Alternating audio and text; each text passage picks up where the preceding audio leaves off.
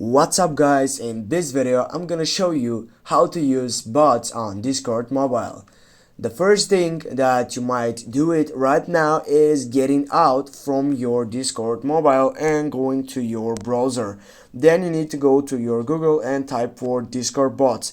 Now go and select the first selection, and then you need here to type for the bot that is interesting for you. For example, it might be this one. For example, by typing on it you need to wait, and what you need to do, just simply go for invite, and this site will be related to your Discord on your browser. Then you'll need to go and log in into your account, and right after that you need to select the server that you wanna be included this bot. Go continue, then go authorize, and go again with a human authorizing system.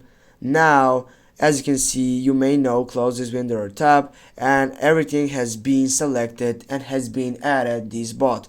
Now if I get back into my Discord, as you can see guys, if I type here, I will here see the first one. Here it is, the bot with a single blue light section. Thanks guys for watching. Don't forget to hit that like and share the video. See you soon guys.